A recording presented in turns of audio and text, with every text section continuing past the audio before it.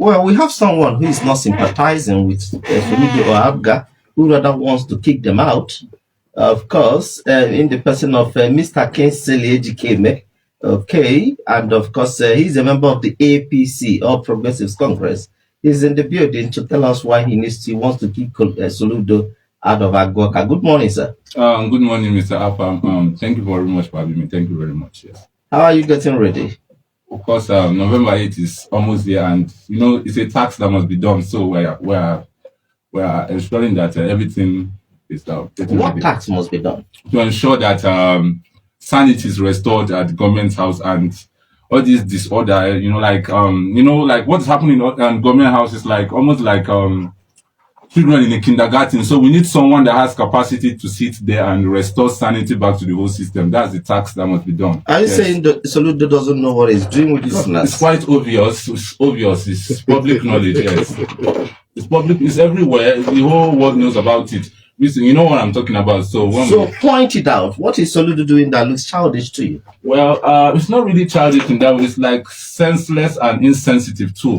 Like, you see, just at the roundabout here, you can see properties being destroyed all in the name of construction. So, and no compensation being given. At least, when President Bola was constructing the Lagos-Calabar Coastal Highway, we're all aware that the woman, he gave out compensation to the tune of over 30 billion naira. But see the madness going. I wouldn't say madness, because we know change comes with like a price, and fine, it's a pill that we must take for things to get better. But at least, the governor should have compensated people that were affected, but due to his recklessness and rascality, he just felt everybody should go bear the bond. So that's not cool to us. It's not really democratic. Yes, I don't think it's decent to say the governor of a state is reckless and rascal. It's not like in the case of like he had to be compassionate and show empathy to his subjects. You don't just come and start demolition everywhere. You didn't even make.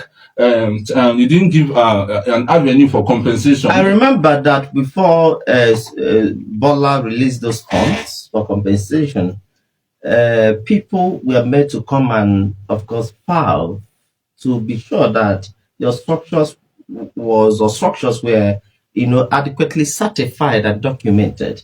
If you have set up an illegal structure, you put up something where you ought not to have put it. When the government comes and takes it out, you ask for, compensation. Why would you go and put it up there in the first place? That should be the question. Yes, true. But in the case of roundabouts, most of those structures are not illegal. Some are like their store, their shops. You demolish it, and most of them their shops does not change the fact that it is not illegal. When Soludo constructed a flyover, attempted to construct in Ekulobia, even some few stations were affected. Some of the few stations closed for a whole day in a protest. But he just told, if you feel that your fuel station was, properly certified by the, by the Anambra State Urban Development Board, ASUDEB, you come with your papers, we compensate you. You don't put up any structure because you feel you're a big man, and when the government comes to take it out because it's obstructing traffic, you seek for compensation. It doesn't work like that. Well, he's the governor of the state. He enjoys immunity, but even that law is not a license or a recipe for him to still be lawless. Because my point is, even though you don't want to compensate, at least relocate them. So many families are finding it difficult to eat in this due to the actions of Mrs. Excellency. So he needs to be considerate and show more sympathy and empathy towards his subjects. Yes. So what Okashpi is coming to do is to show empathy, to show love, empathy, and above all, true leadership. Yes, leadership. Thank you very much, Kingsley. Avam, you will know that no one will give what he doesn't have. Okay. You understand? Sometimes I marvel at the audacity of these APC guys in Anambra State. Full of propaganda, full of lies, full of deceit. But one thing that we should know that, of course, they should know that Anambra has past that level of politics. We don't do that level of politicking. We have passed that level. Okay. There's no atom of propaganda, no level of propaganda will deter the Anambra State from returning Professor Charles Soludo come November 8th.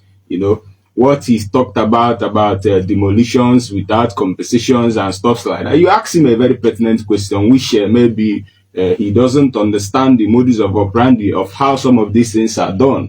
You know, you can't just start building. You cannot just start building, putting up structures where there's a major express without relevant government approvals. And you talked about C of O's. Government compensates you when you have certified document for these properties. You know, so it's not just you bought land 50 million and you start building. Maybe you even go to the local government and, you know, get all manner of document and start building. And when the government presents their master plan, they want to make constructions and, you know, take away those structures that is blocking the highways. You begin to complain. So things are not done that way. It shows that the APC are not yet ready for governance, according to what he just said. They are not yet ready for governance. Okay, now some of these illegal structures, when they are being put up, we see ASUDEP, you know, coming to, you know, give it a red mark. Yes. Okay, say that this is an illegal structure with a date.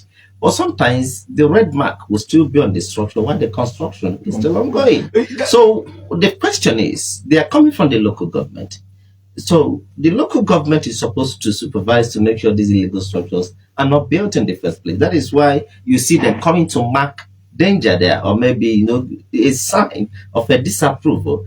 And while the sign is still there, the construction doesn't mean that they don't have any kind of implementation mechanism. Afam, you see, there is serious problem in the system. For instance, this is a bottle of water. I'm the one having this water, and you meet me and said you want this water, and I will tell you, Afam, this water is not good for you to drink.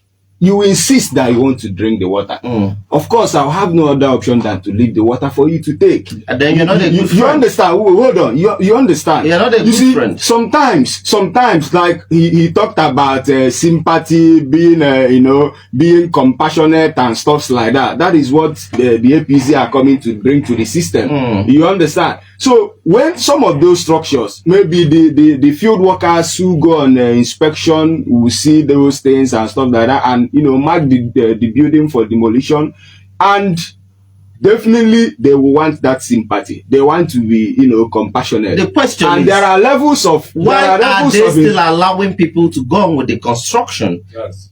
That you made a law, and somebody shows you and say that you know, you should not rob a bank in Nnewi, and someone says, even though you made a law, I want to rob a bank. Say, okay, my own is that I've said it. What kind of government is that? Where the problem lies is implementation of those laws. So why is African government not implementing the laws? That is what they are doing. That is what they are doing. Why did they allow it to go up in the first place? The implementation is ongoing. Demolition is not implemented. The implementation is ongoing. Some of those structures you see that are being, you know, taken down, like you said, they are illegal structures. We agree with that. And there was a time frame for them to, you know, genuinely. Why were they allowed to be set up take away their structures? You know? Well, you are shying away from the question. And that's the truth, and that's hypocrisy. The truth of the matter, like I said, the truth of the matter is that there are levels of, you know, inspection when building approvals, in matters of building approval, there are levels of inspection. You know,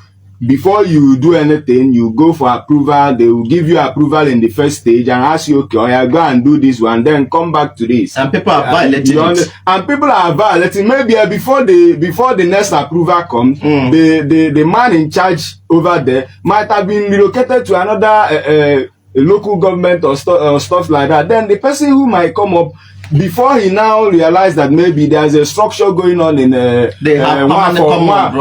Urago, maybe the structure might have been in decking level or lintel level. Okay, you know how these things work. So the truth of the matter is that our people should be ready for governance. Let us don't heap the blame all the time on government. All right. That thing that is right for us to do, let us do it. Thank you very much. That thing that is right for us to do, let us do it. This is a political platform from Choice 97.1 Radio Without Borders.